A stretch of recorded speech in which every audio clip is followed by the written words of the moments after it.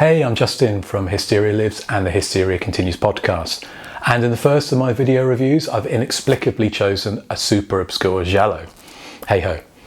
As with all my reviews, I won't spoil the identity of the killer or perhaps killers, but there will be discussion of the plot which may include some light spoilers. Now, The House of the Blue Shadows is a world away from the garish successes and day-glow charms of other mid-80s gialli. A man returns with his fiancée to his childhood home for the first time since the death of his sister, which he may or may not have caused. He becomes ever more obsessed and haunted by the lingering presence of his dead sibling. Meanwhile, someone in a Japanese Onibaba mask appears from the shadows and starts to kill the neighbours. Slow-moving, but with a haunting ambience, some might find it mesmerising, whilst others might think it frustratingly abstract. So look a little bit more into the plot. Is a carefree couple, Luca, played by Stefano Gabrini, and his wife-to-be, Margrit, played by Amanda Sandrelli, return to his family home for the first time in 15 years. When he was 10 years old, his older sister, who was wearing that Onibaba mask, fell to her death from the roof whilst they were playing hide and seek with the local children.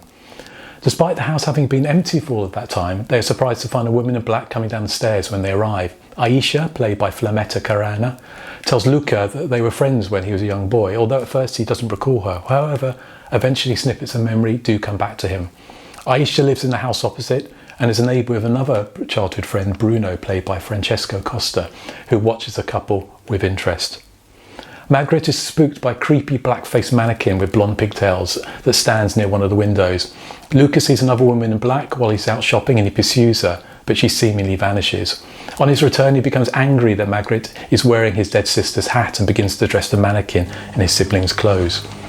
While seemingly alone in the house, Margaret is attacked by someone wearing a Japanese demon mask and only survives by barricading herself in the bedroom.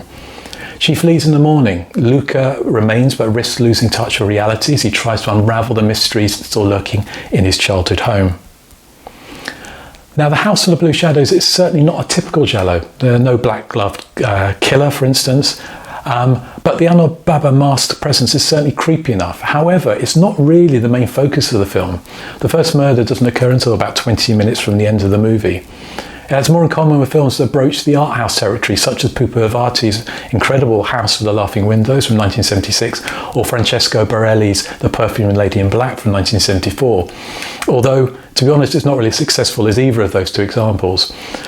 Bepe Chino's film lives up to its name with its chilly hues in various shades of blue. The director conjures up some striking imagery and interesting camera work to evoke the house's high strangeness. However, this is arguably more of a mood piece than a thriller, although it does achieve some suspenseful passages near its close. It flits around various horror and thriller themes like a ghoulish butterfly without really settling on a particular one. At times it feels more of a character study, a character descent into madness akin to Roman Polanski's 1965 psychological thriller Repulsion, as Luca reverts back to his boyhood by physically transforming himself by shaving off first his beard and then his moustache.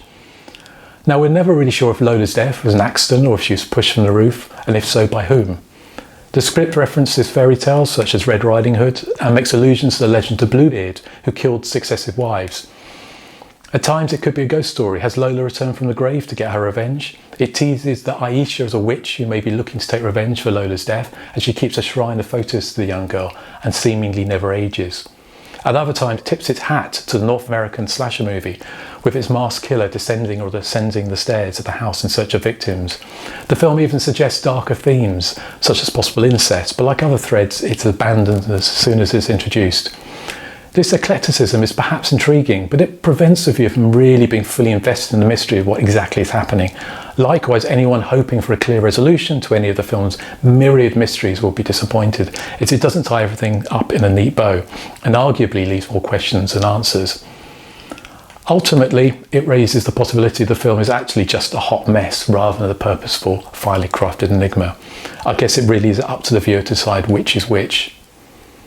Despite the seeming lack of mainstream appeal, The House of the Blue Shadows did receive an Italian cinema release in early 1987 after appearing at the Venice Film Festival in the summer of 1986. It shot quickly over 12 days in and around Rome on 16mm. Reviews were not particularly kind, with Gabrini's acting attracting particular scorn, although he really isn't actually that bad. Now, those looking for a traditional thriller narrative might be better served elsewhere, but this atypical giallo is perhaps the film to be experienced rather than scrutinised. So I hope you enjoyed that review. Subscribe for more reviews of obscure and not so obscure slashers and gialli.